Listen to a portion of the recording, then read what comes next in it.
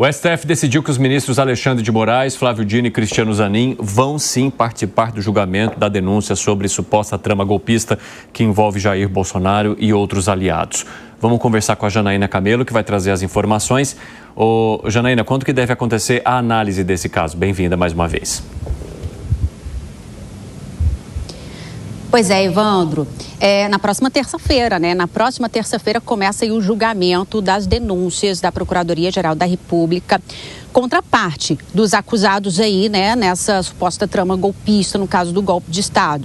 Então, serão ali analisadas denúncias contra o chamado Núcleo 1, que seria um núcleo crucial que teria participado aí dessa trama golpista, que estão incluídos, são 8 acusados no total que vão ser julgados, as denúncias contra eles vão ser julgadas na próxima terça-feira, que inclui Jair Bolsonaro, Walter Braga Neto, Augusto Heleno, Alexandre Ramagem, Mauro Cid. Então, todos vão ser a denúncia da PGR contra eles, se será aceita, se essas denúncias serão aceitas ou não, vão ser ali decididas pelos ministros da primeira turma na próxima terça-feira. Agora, olha só, Evandro, ontem o STF decidiu ali manter ministros que estavam sendo alvos de pedidos da defesa de Jair Bolsonaro, de Walter Braga Neto, também do general Mário Fernandes, para que não participassem desse julgamento, que são, no caso, os ministros Flávio Dino, Cristiano Zanin e também Alexandre de Moraes, que é o relator, e o STF decidiu que eles vão sim participar desse julgamento, porque as defesas diziam o seguinte, que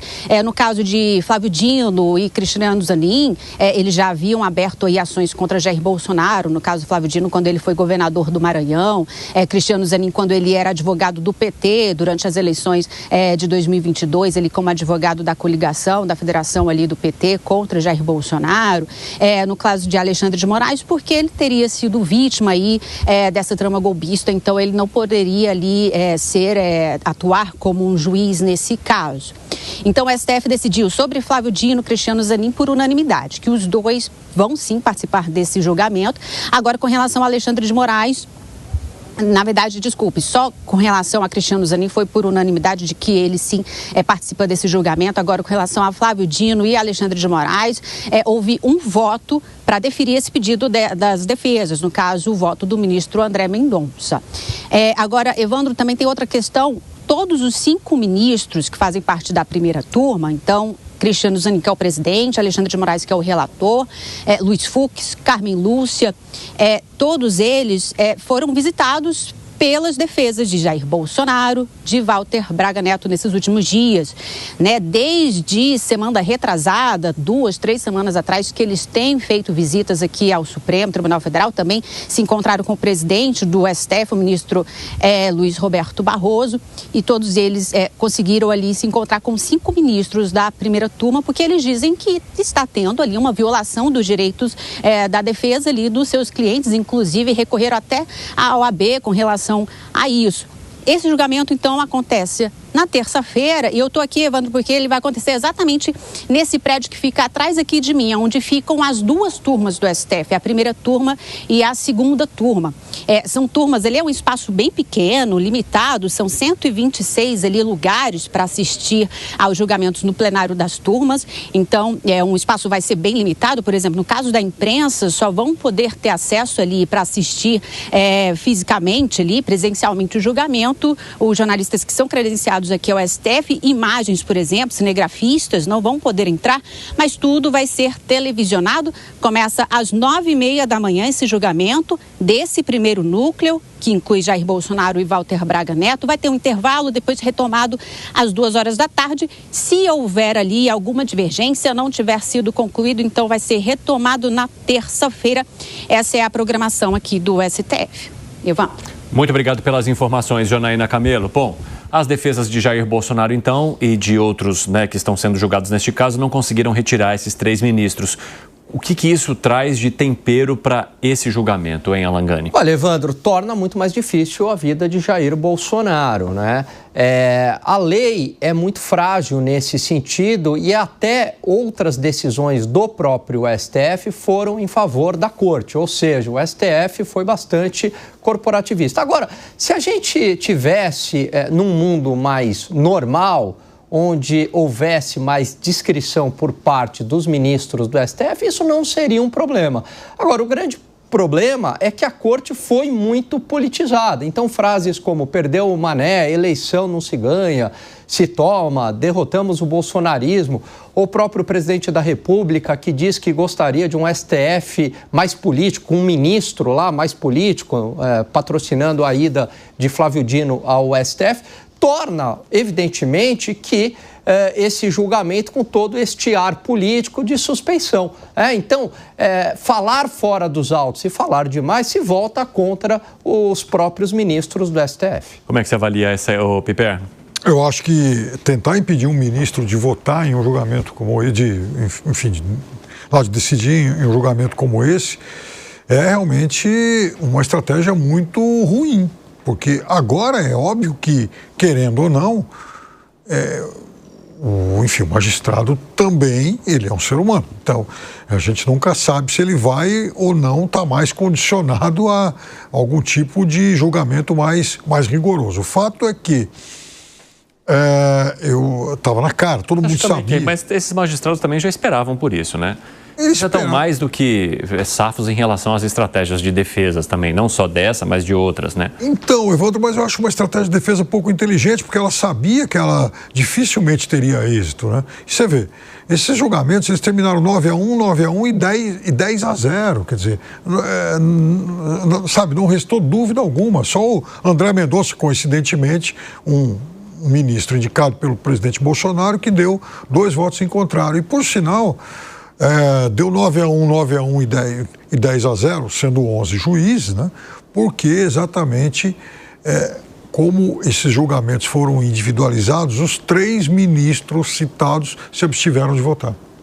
Segré, como é que você avalia, hein? Eu convidaria o Piperno, e eu tenho certeza que o Piperno não terá provavelmente nunca um problema judicial em que requer de um juizado e algumas pessoas que possam definir a sua liberdade. Se ele toparia ser julgado por uma pessoa que falou que era cristão, que acreditava no demônio e que, trocando o nome, o Piperno era o demônio. Se gostaria de ser sentenciado por alguém que diga derrotamos o pipernismo. Não é o caso da primeira turma, mas eventualmente pode afetar, logicamente, como presidente do STF, a outros critérios. Se aceitaria ser julgado por uma pessoa de íntima vinculação com quem está, de alguma maneira, sendo o adversário? E provavelmente a resposta de todas essas perguntas seria não. E por que não? Porque está em jogo a liberdade da pessoa. Então, quando a gente apela a uma situação jurídica, nós devemos lembrar que essas vendas nos olhos da estátua da justiça é precisamente porque ela deve ser cega. Não interessa quem está sendo julgado, se julga o fato, não a pessoa. E nesse judiciário brasileiro, nós tivemos juízes que apelaram à criatividade para tentar encontrar alguma coisa contra um veículo de jornalismo. E também foram atrás de buscar algumas coisas que possam involucrar a Michele Bolsonaro ou Eduardo Bolsonaro, quando a justiça deveria funcionar diferente. Deveríamos verificar qual é o delito e, a partir do delito, quem cometeu o delito. Não buscar um delito de quem não temos certeza de que tenha cometido algum delito. Então, quando essa parcialidade está explícita ou a imparcialidade está em regra, está colocada em jogo, me parece que o mais seguro é garantir à pessoa que está sendo julgada um juízo transparente. E não me parece que possa ser transparente quando alguém trabalhou para derrotar a um dos involucrados, o outro atrapalha, como dizendo, ou considera que um desses involucrados é o próprio demônio e vai participar desse julgamento. Me parece que a imparcialidade aí não está sendo colocada como deveria, considerando o risco de liberdade da pessoa que está sendo julgada. Para você, Zé, o que parece? Não é fácil, né?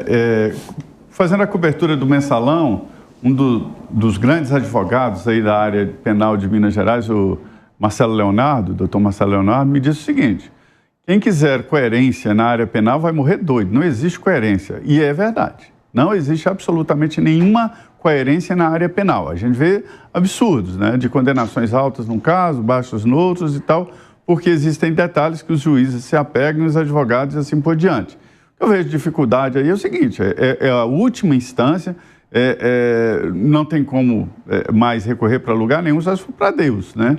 É muito perigoso ser julgado em uma instância só. Então, esse é um problemão. Segundo, realmente, os advogados dizem que não tem defesa jurídica possível. Então, depende aí de uma ação política ou de uma mudança política, quer dizer, muito complexo, muito complicado. Aí eles dizem, é preciso fazer a defesa jurídica para dar suporte, dar debate para a área política. E as defesas desses indiciados, né, que ainda não são réus, é muito difícil, eles estão perdendo tudo. Não é só essa história de troca de ministros, mas tem outros pedidos, como anulação de delações premiadas, que o Supremo já anulou em casos parecidos e tal. Não há absolutamente nenhuma vitória. E os prazos estão legais demais. Lembrando aquela frase, para os amigos tudo e para os inimigos os rigores da lei. Quer dizer, não é ilegalidade, mas os rigores da lei.